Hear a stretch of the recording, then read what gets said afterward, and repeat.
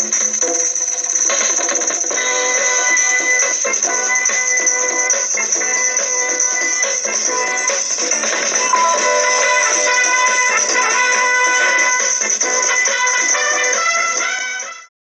to TheWolverine.com Tailgate Show. I'm Michael Spath here with my colleague Chris Balas. We are outside of the big house where the game will not be taking place today. It'll be at Beaver Stadium in Penn State. So we're not pretending to be live here. No, I'm in Happy Valley right now. You are. So, Chris is in Happy Valley as this video is being viewed by you guys. You got it. We taped this ahead of time. Wanted to do it on location at Michigan Stadium. But certainly when you look at this series, it's been 16 games so far since 1993. It's been a lot of fun. It's about to get ramped up because they're going to play against each other every season in the East Division.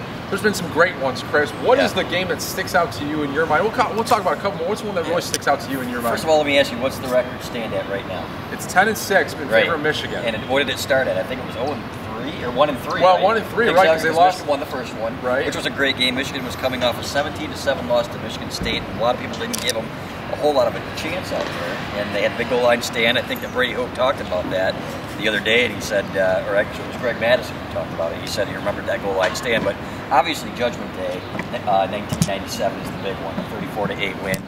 They had them shut out until the very end, and that was the one that really elevated them into their run to the national championship. So I wouldn't call it the best game in the series, but if you're a Michigan fan, certainly the best game. You had Charles Woodson, you had Brian Greasy. They sacked him twice on the first 2 out of the first 3 plays. Exactly, they had sacks. And that set the tone for the whole game, and it set the tone for the rest of the season in the national championship. Yeah, you know, a funny story about that 97 game is that was actually our homecoming. I was a senior in high school that year. Try not to date you, but I was a senior in high school, and that was our homecoming. And I actually skipped the homecoming dance because the game was played at 3. I think it was a 3:30 game. Yeah. And I was not going to leave early because I'd just been accepted to Michigan. I was so excited. I was not going to leave early just to make it to a homecoming dance. So I skipped my senior year homecoming dance to watch the Michigan football game. And I was at a Chi-Chi's in Livonia between a wedding and a reception, and I was the only guy there, and I was in a suit, and I was getting queso on my tie, and I didn't care either, but it was great. It was what a fantastic game, and a fantastic memory. It was me and one other guy in the restaurant. I don't want to say bar, but it was fantastic. But certainly the one you remember the most. But there have been a lot of other great ones. 1999, Tom Brady coming back a couple of times. What would be your number 2? I guess I would ask. Well, I mean, my number 1 is 97, just because of everything that it meant. My number 2, you know, that's a tough one. I mean, I think you can't really look at too many of these games without going to 2005 and when they won it with 1 second to go. Right. But was that a great game? I mean, it had a great finish.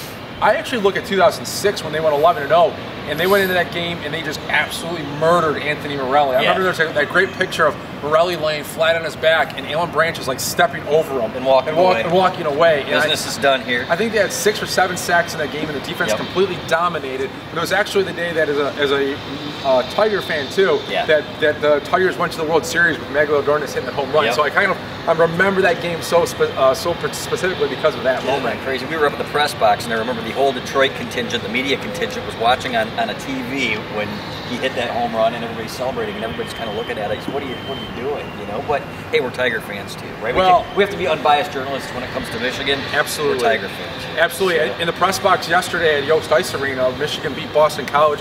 We're going to talk about it a little bit later. Great victory for Michigan. And when Miguel Cabrera hit his home run, the entire press box erupted. I think all the fans that were there were like, "What's going on up there? Something's crazy." But it was because Miguel Cabrera had hit a home run. Yeah, and I love 1999. The 1999 game, I was actually on the sideline. You get an appreciation when you're down there for how hard these guys hit. And I'll never forget when I think it was Anthony Thomas ran over a cornerback, and I don't remember who it was now off the top of my head, but kid lands at my feet, and you can just hear him moaning. And his teammates go to pick him up. Just a stinger, baby, just a stinger. And he goes, "Oh no, I can't. He couldn't move." But you got a great appreciation for how hard Anthony Thomas ran for that whole team. You know, coming off a loss, I think it was to Illinois that year when Tom Brady was there, and they still had a chance to play for a BCS game. They were down by 10 points.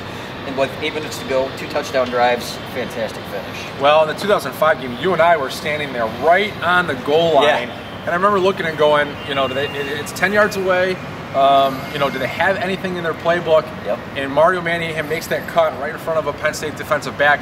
Chad Henne hits them, and I mean, that was pandemonium. We've been on the field for a lot of great games. Michigan State 2004 comes to mind with Braylon Edwards, and Phil Brabson made the field goal against Washington in 2002. and the Notre Dame games the last couple of years. But I don't know that there's more pandemonium just with the players going nuts, Manningham running around and guys trying to tackle him than that game. And a great comeback, and Steve Bresson deserves a lot of credit for that because of the fact that he had a huge kickoff return to set up the whole opportunity. And I think Michigan was 3-3 at that point, if I'm not mistaken. That was not a great year for Michigan. 7-5 overall. Exactly, and you could hear the ball hit Manningham in the gut. That was his big moment as a freshman. 2002 as well, I guess. First overtime game. Exactly, and you have to go back to that one. I think John Navarre hit Braylon Edwards with a touchdown pass with about 4 minutes to go. And then the controversy. Oh yeah. With the catch that would have been had there been replay at the time, and really Penn State should have had a chance at a game-winning field goal.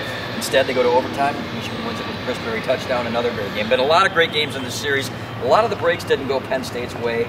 They did start going Penn State's way. Exactly. And then they all started going their way. They really didn't need the breaks. Yeah. So. Well, the interesting thing is that if you think about how much Michigan has dominated this series, the 7 in a row that they won, and when you look at that and then realize that that the last couple of years, I mean, Penn State's on a 3-game winning streak in this series because of the fact that because of Rich Rod, because those were bad teams for Michigan. Exactly. And I was talking to a Penn State beat writer earlier this week, and he was saying, well, how important the 2008 game was for Penn State and how they they really exacted some revenge on Michigan. I thought, well, that 2008 team was the crappiest, worst team in Michigan history. Everybody exacted revenge on Michigan that year, and I think there were more 2- or 3-game winning streaks against Michigan in that 3-game series or 3-game span than probably ever before. So I think didn't even Illinois have a winning streak? Illinois. I mean, if Indiana was probably wishing they could have played Michigan at that point. So, well, those were some of the best games in this series, and I was mistaken. It was a 9-game winning streak, not a 7-game winning streak that Michigan enjoyed over Penn State. We will talk more about this game today when we come back at the Wolverine Tailgate Show. All right, welcome back to the Wolverine.com Tailgate Show. I'm going to go through an article I wrote Friday about the most important matchups in this game. And the number one thing Michigan's going to have to look out for is wide receiver Allen Robinson.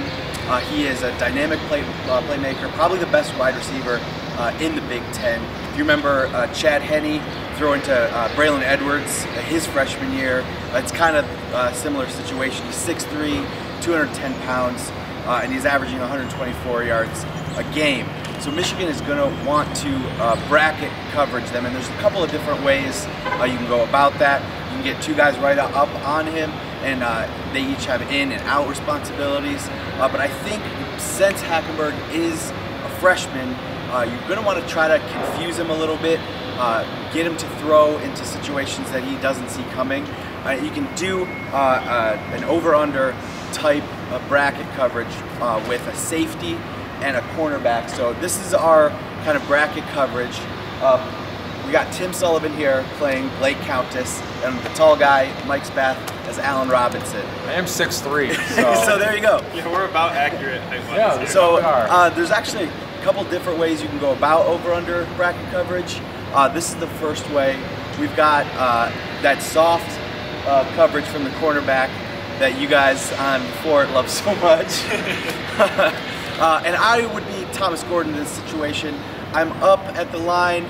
Hackenberg doesn't really know what my responsibility is at this point.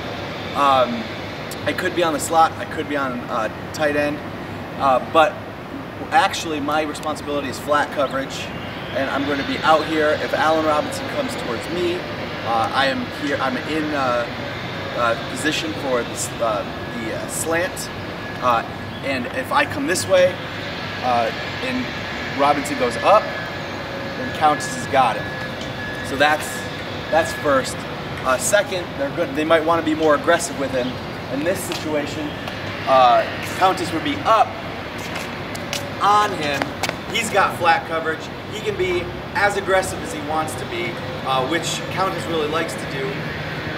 But if he gets past him, you've got Gordon or Wilson behind with anything in the deep third zone. So those are a couple different ways you could go about that. The second matchup you're going to want to look at is red zone efficiency. Red zone efficiency is going to be huge in this one. Michigan has 22 opportunities in the red zone offensively. They have 18 touchdowns. That's unbelievable. That's third nationally. They're doing a really good job in the red zone. Penn State defense They've had 14 red zone opportunities. They've held opponents to 7 touchdowns. So that's going to be a big matchup. Defensively, Michigan's had 15 opportunities, 6 touchdowns. Penn State has scored on 17 of their 18 chances. So the game might be won inside that 20-yard mark. And the third thing you're going to want to look for is Penn State defense on big plays. They've given up 8 rushing plays of 20 or more yards. Michigan, that's 78th nationally. That's very, they're giving up big plays. They have issues at linebacker and in the secondary with depth. So Michigan's going to want to attack that. They've had 11 rushing plays of 20 or more yards. That's 18th nationally. So if Michigan can pop a couple with either Toussaint or Gardner, they're going to be in good shape. So that's it for game matchups. We'll see you back at the Wolverine.com tailgate show. Back here on the Wolverine.com tailgate show. Going to talk a little bit of football recruiting. Yesterday afternoon into the evening, Andy Reid and I saw 7 different high school games. Look for full coverage of those on the Wolverine.com. We're going to have a couple more games this afternoon. I'm going to see, I think, 3 games over the course of all day Saturday. Should be some pretty good coverage from those games coming out of the weekend. The thing that I want to talk about the most, though, is actually the away game for Michigan this weekend. Penn State is hosting a number of mutual prospects. I think the most important one to keep an eye on is 2015 Pittsburgh Baldwin offensive tackle Sterling Jenkins. This is a huge kid, 6'8", about 310 pounds, and very skilled. I think we saw him at the Pittsburgh Rivals.com Camp Series event, and he was very impressive at that event. And first time really that anybody had seen a whole lot of him, and ever since then he's lived up to the hype. In his junior season of high school this fall, he's showing that he's not just a big body, he's powerful, he's agile, he can do everything that you want out of an offensive lineman. He was planning to visit Michigan earlier this fall for the Notre Dame game, and then he was going to see Michigan again for the Penn State game this upcoming weekend, obviously on the road. Had to change his schedule. He's going to see the Ohio State game at Michigan Stadium. Still going to see the Penn State game against Michigan, though, and that's an interesting opportunity for him to see 2 of his favorite schools. If things go well for Michigan, or if things go particularly well for Penn State, I think one of those schools could start to get a little bit of an edge in his recruitment. At this time, I would say Michigan is probably the favorite, but you never know. One other offered visitor who's going to be in attendance is Cincinnati St. Xavier linebacker Justin Hilliard. Both schools have already offered him. A very impressive young man. He's about 6'2", 225 pounds already. As a junior in high school, he has an older brother, CJ, who's headed to Iowa in the 2014 class. But Justin says he's going to kind of find his own path. Penn State is one school that he's looking at. He's obviously looking at Ohio State, as most kids in the state of Ohio do. Iowa, because his brother's headed up there. And Michigan is one school that's made a big impression on him. Now, he made it to the Notre Dame game here in Ann Arbor. Came away very impressed. Obviously, the Wolverines pulled out all the stops for the atmosphere at that game. We saw the halftime show with Beyonce saying "Go Blue." That made an impact on a lot of the young men who were in attendance, and I think that Michigan did as well as they could have, especially with a reasonably close game, but one that they pretty much had in hand from start to finish. It didn't really ever look like the Irish were going to take that game away. A couple other visitors that are going to be in attendance but don't have Michigan offers yet. I think the most important one is Minkah Fitzpatrick. He's a defensive back from St. Peter's Prep in Jersey City, New Jersey. He's a kid that is already an early 5-star prospect according to Rivals.com, but Michigan hasn't offered yet. He's very interested in the Wolverines, and he was another of the standouts at the Rivals Camp Series, including the 5-star challenge where Jenkins showed out as well. And both of those guys were impressive there. Jenkins picked up the Michigan offer. Fitzpatrick hasn't yet. He has some connections to Michigan. He has an older teammate, Jonathan Hillman, who heavily considered the Wolverines. Didn't end up making a visit before committing to Rutgers, however. I think Minkah Fitzpatrick is a prospect with whom Michigan would have a great chance should they choose to offer. And him seeing the Wolverines in person this weekend would be a great chance for him to figure out if that's a program he could see himself playing at. And then the ball will be fully in Michigan's court. Kind of looking at the big picture in the 2015 recruiting class, you might be able to see why Fitzpatrick doesn't yet have an offer, because scholarships are going to be very tight. We're projecting about 17 or 18 openings in the 2014 class. The 2015 class looks like it's going to be even smaller. Michigan already has 6 commitments, an offensive lineman, a kicker, 2 defensive backs. Let's see. I've drawn a blank on the other couple. A wide receiver in George Campbell, of course, and I can't remember the last one, I'm sorry. Oh, running back, Damian Harris. Of course, I forget the 2 highest rated guys, but 6 commits already in the class that looks like it's going to start at about 12 openings expand to maybe about 15, but it's not going to be a huge class. And so Minkah Fitzpatrick might have to wait to see if Michigan makes an impact with some of the guys that they've already offered. A kid out of California named Iman Marshall, maybe a linebacker out of Louisiana that they've already offered. So the sort of guys that are their A1 top flight prospects that they really want to make sure that they can get a great chance at before they start running out of space. And if that's the case, somebody like Fitzpatrick will start to see the attention. Now I think Michigan is in great shape with Jenkins, and there are a couple other guys that they stand really strongly with at this point. Running back Mike Weber out of Detroit Cass Tech being one of them. And we'll have to see once those positions start filling up if some of those guys will take those spots or if those spots will still be on the table once the class starts to fill up. We'll bring it back to the Wolverine Tailgate Show right after this.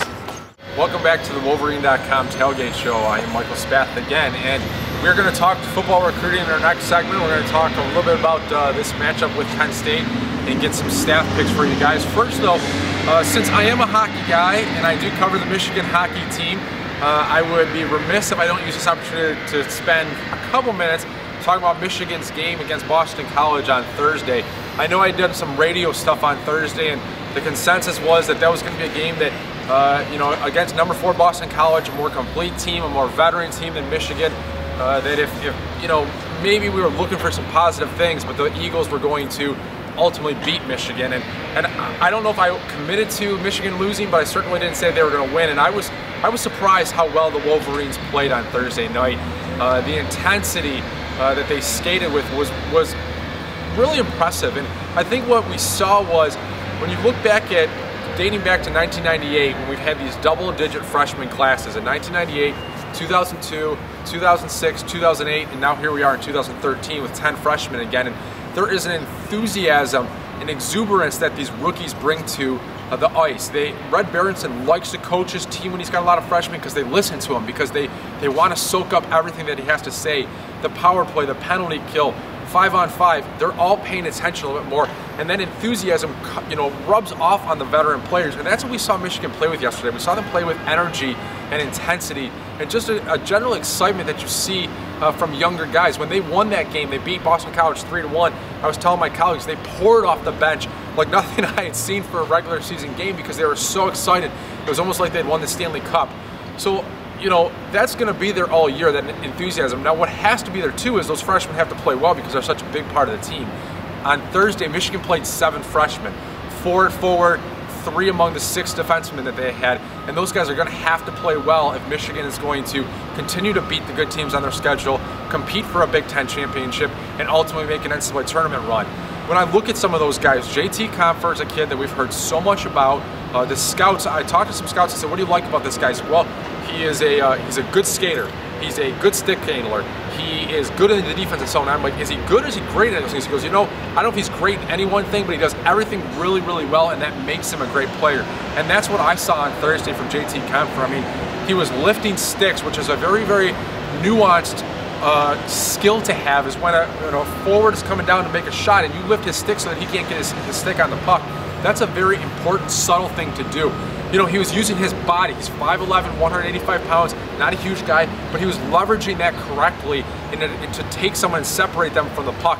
And then he had a really nice pass on the power play to Luke Moffitt for Michigan's first goal. So I really liked a lot of what JT Compher brought.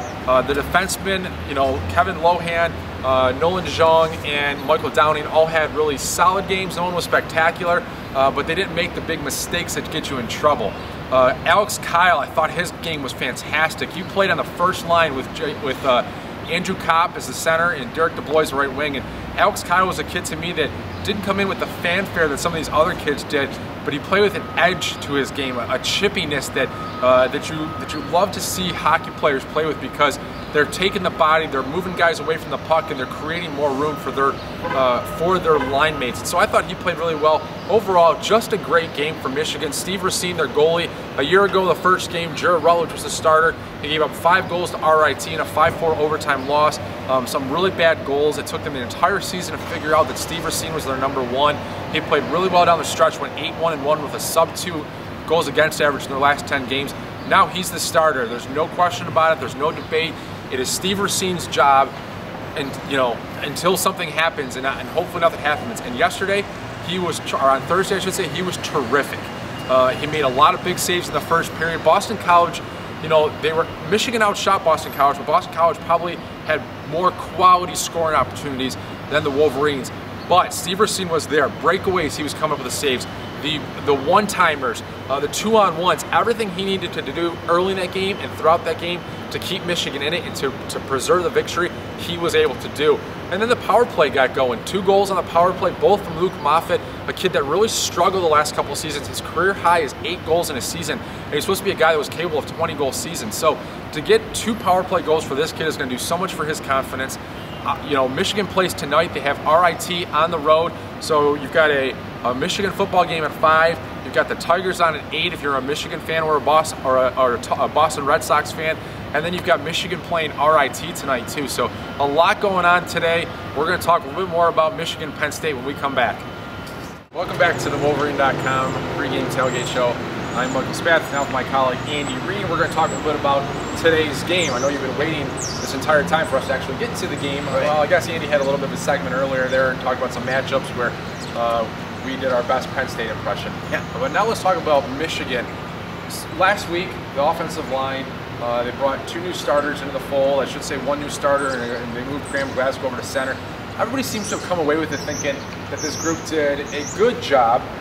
Maybe not great. You wouldn't give an A for that report card. You'd probably give a B or a B minus. But thinking that there was some promise that they showed, that there was fewer tackles being made behind the line of scrimmage. Fitzgerald Toussaint had some room to run. Derek Green had some room to run. And they're thinking that this group is going to be getting better and better. Do you see it as, is this a breakthrough week, or is it still another couple of weeks before this offensive line really puts it together? I think it was good, not great, and it's a very good step in the right direction. You talked about tackles for loss. They were averaging 8 per game in the first 4 games. They had 5, including a sack against Minnesota, which is still not where you need to be. But most of those were 1 yard instead of having 1 yard listed with 3 and 5 yard losses. I've seen Toussaint runs before, so it did get better. And this week, Al Borges, the offensive coordinator, talked about run efficiency, and it's something that he looks at. It's runs that are 4 or more yards, or that go for a first down or touchdown. And if you look at the numbers, they're about 55% of their runs this last week met that criteria, as opposed to in 30s and 40s the last 3 weeks. So they are definitely getting better. They did get a push. They made a commitment to running the ball. That first drive, I think, was a big statement that this is what we want to do. They had six plays, all runs, straight down for a touchdown. So I think it was definitely a step in the right direction. I really like Chris Bryant. He's got some stuff to work on, some technique stuff. Gave up the 1 sack on just a whiff. But there's definitely things to like about his game. I think this 5 is what you're going to see for the rest of the season. Yeah, I would agree with that. I mean, I don't think what they want to do, there's not really an opportunity that presents itself, I suppose maybe with the other bye, but then you're going into Michigan State. I don't think they want to shake up the lineup anymore. I think this is what we've got unless there's an injury. And looking at this matchup, think, it's not settling. I think this is the best 5. You know what I mean? Well, I would agree. Yeah. I mean, I think that they are. I mean, nothing against Jack Miller, because the kid worked his butt off and was certainly a great attitude, a really smart guy, but you can just tell there's a physical aspect that Graham Glasgow brings to the center position that they weren't getting before. And now you bring a guy like Chris Bryant in, who's also another physical player, and that's what they need. If they really want to establish that downhill rushing attack, they want to be able to use play action off of it, they have to create a push up front and start wearing teams down, which they really weren't doing the first couple of weeks. And that's what the matchup's going to be today with Penn State. I mean, you look at it, and Penn State has got a few nice players in the front 7. I actually really like Mike Hulls, their linebacker. I think Glenn Carson is a good linebacker. He's not at the Michael Mauti level that Penn State's had, or some of the greats that have come through Penn State, but he's a very good, technically sound linebacker. Mike Hull is the one that has the most talent, but he's hurting right now. He still has still coming off of an injury that's been bothering him the last couple of weeks. And I think the key for Michigan is when they pull those guards and they get through and they're coming onto one of those linebackers, is if you've got a guy that's playing on a slightly less than 100% leg, you need to really bury into them, because they're not going to be able to hold their leverage if he can't block everything into those 2 legs. I mean, depth is the #1 concern for Penn State right now moving forward, and I think you're really going to start to see that in this game and in future games. They are, I think, 18th nationally in total defense, but that's a bit of a false statistic. Right. Central Florida did whatever they wanted. Indiana did whatever they wanted. 44 points a week ago against Indiana. I mean, yeah. So I think for Michigan, yeah, the key is establishing the run game, but also mixing in some spread stuff, because Indiana quarterback Trey Roberson had 2 rushing touchdowns. Get Gardner involved with his legs like he wasn't last week, and mixing things up. I think they're gonna put up some big numbers. Well, we talked about bracket coverage earlier, and we related it to how Michigan wants to cover Penn State. But the last couple of weeks, Jeremy Gallen has faced bracket coverage because he's been the guy that Devin Gardner has gone to so much, and teams have figured out, listen, they don't really have that number 2 wide receiver that if we can take Gallen out of the game, we make it very difficult for Devin Gardner, obviously. And it definitely worked against Connecticut. It did. He did not have the Gallen option, and completely uncomfortable all day. He only finished 97 passing yards. They needed somebody else to step up. Well, and the guy that appears to have stepped up is Devin Funchess, who Michigan has gotten smart with and said, listen, he is not a great blocking tight end. He has a lot of issues there. Let's use him for what he is. Let's make him split him out wide. Most of his big catches a week ago against Minnesota came with him as a wide receiver. You know, and the interesting thing to me is that some people say, well, the reason he has to be a tight end is because he needs to have that mismatch advantage against a linebacker. But what 5'10", 5'11", 185-pound cornerback can match up with a guy that's 6'4", 235 pounds, and as you found out this week, runs a 4.5 40? Yeah, so I mean, I think I don't know officially if those numbers are right, but it seems like he had some definite speed. He had some definite speed. The thing, yeah, you mentioned he is a definite mismatch inside against a linebacker or a safety. We didn't know that he could run straight down the field, burn past a cornerback, and make a big play. This makes him one of the potentially scariest pass catchers in the Big Ten. If he can be this kind of mismatch all over the field and give the Wolverines that option, then what do you do as a defense? You've got him over there. Do you double him? Do you put a safety over him? That opens up Jeremy Gallen. If you put too much focus on either of them, the other one's going to pop. So, I mean, this is a big development and a very important one for the offense. Well, it's too bad that John Borton is not here, because if he is, we could really illustrate the difference between the height mismatch. He's short. Yeah, you know, anyway, John's going to kill me for that one, but he's going to have a little bit of fun with it. You know, the thing, too, is that when you have Funchess on the outside, and so he's got a cornerback, and maybe you have a safety paying a little bit of attention to him, and if you have Gallen over there, and you're not giving him 2 looks, then Gallen goes up. But if they decide, you know what, we think that we still have to pay attention to these 2 guys, and both safeties are looking, now the middle of the field opens up. Jake Butt, who has shown himself to be a pretty good tight end, and he has an advantage over against a lot of those linebackers that he's matched up with. He can take off in the middle of the field, or you can use Dilio and J.U. Chesson as that 3rd wide receiver. All of a sudden, this offense goes from having the Devin Gardner, Jeremy Gallen, maybe Fitzgerald Toussaint. If the offensive line comes together, now you're looking at 4 or 5 real legit playmakers that this offense could take off. Yeah, I think the combination of Gallen, Chesson, and Funchess kind of moving all over the field, that's a really good group right there. Chesson doesn't have huge numbers yet, but you can definitely see he's getting there. He was beating cornerbacks in the Connecticut game specifically, and just making maybe a poor play on the ball. Those are things that he's going to get in time, and I think he's going to be pretty good. So those 3 together, teams better watch out. Well, and on the defensive side of the ball, obviously Michigan always, every week, gears up to stop the run, and this is not a great running team for Penn State. They have a 1,000-yard rusher from a year ago, Zach Swinak, but they're facing a lot of the same problems that Michigan was early in the season with their offensive line work. From talking to it, they've got 2 really good players, but they're not creating that consistent push. And so last week against Indiana, they have 500 some rushing yards this year. Yeah, they're averaging 171 per game, which you say, oh, 171, but that's not a lot when you consider the fact that you've played 4 non-conference games and usually beat up on some of those lesser opponents. But when you look at this team, I mean, yes, they were losing last week to Indiana, but they ended up throwing the ball 55 times with a true freshman quarterback. And when you have Allen Robinson as your best offensive player, and then you've got a good tight end in Kyle Carter, and you've got some other pieces, they're going to throw the ball a lot today. Yeah. I would be surprised if they don't throw the ball 40 times. They're going to put a lot greater pressure on Michigan's secondary and the safeties. I think what we've come to realize after 5 games in Michigan is Raymond Taylor, Courtney Avery, Blake Countess, they're going to do the job most of the time. I was talking to a former Michigan player this week and said, in today's college football, if your cornerback can make a play on the ball, his receivers targeted 10 times, and 5 times he wins and 5 times he loses, that's a pretty good number nowadays. And I think we are getting that out of Blake Countess and Raymond Taylor. What we haven't seen yet is we haven't seen safeties be really aggressive and make plays on the ball. And the middle of the field has been a little bit vulnerable for Michigan. And so I think that today, you have to have a great game out of Thomas Gordon and Jared Wilson. We talked about it earlier with the bracket coverage. They're going to be very important in helping shut down Robinson. Because he's the key.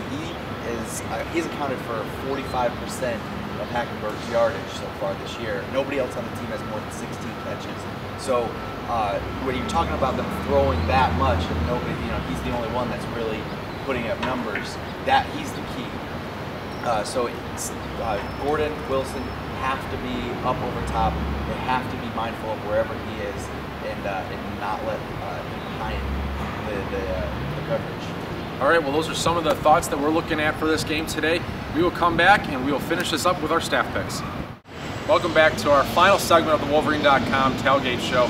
I am Michael Spath here with my colleagues Andy Reid and Tim Sullivan. John Borton and Chris Balas, we taped this ahead of time, and Chris had to take off. John and Chris were driving to Penn State. But we know what they're predicting, and if you want to go to TheWolverine.com, or you're actually on TheWolverine.com right now, you can see our staff picks for everybody on there, and I know that Chris and John both picked Michigan to win. We're going to give us our quasi-live staff picks right now. Andy, go ahead. Why don't you start us off? Sure. I think the Penn State defense, the holes are really starting to show. Michigan's going to be able to take advantage of some of their issues, especially in the secondary. I think Gardner's going to have a big game. This isn't a very ball-hawking defense, so I think he's going to be turnover-free for the second week in a row. He's going to manage the game. Toussaint is going to be big because the Penn State linebackers are not where they traditionally have been, and they're going to do enough defensively to shut down Robinson and give Hackenberg problems. I'm going to say 28-17 Michigan. All right, Tim?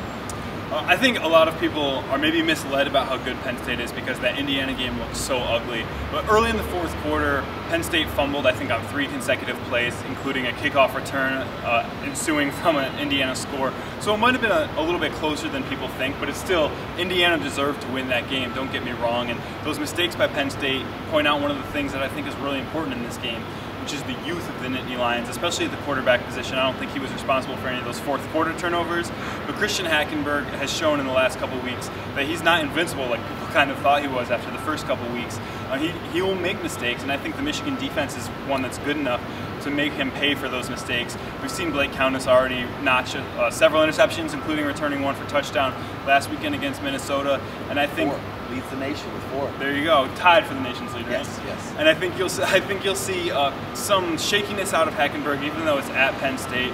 I think he'll look like the shakier quarterback. Devin Gardner obviously is a 4th-year junior. He should be comfortable. It's going to be a difficult environment, but it's something that he should be finally starting to really get a hold of, especially with an offensive line that's playing so much better in front of him. After just one game with Chris Bryant, it was almost revelatory, and I think as Bryant gets comfortable, as Glasgow gets comfortable with the center position, you'll see a lot more improvement out of that offensive line, and they seem to have found the right combination. I think Michigan will be able to put up some pretty good points, and I don't think Penn State will be able to do the same. I'm predicting about a 27-13 Wolverines win. All right, sounds good. Well, I'm looking at this one, and I think the emotion, I think Penn State is smarting after that loss to Indiana. They're very motivated. They've got their first sellout crowd today at Beaver Stadium. There's a big recruiting weekend, so I don't think people should underestimate how emotion plays into a game. I think for that reason, Penn State will come out pretty strong. Their first quarter will probably be their best quarter, maybe their entire first half. Michigan has to kind of withstand it, and I think they'll start pulling away as the game goes along.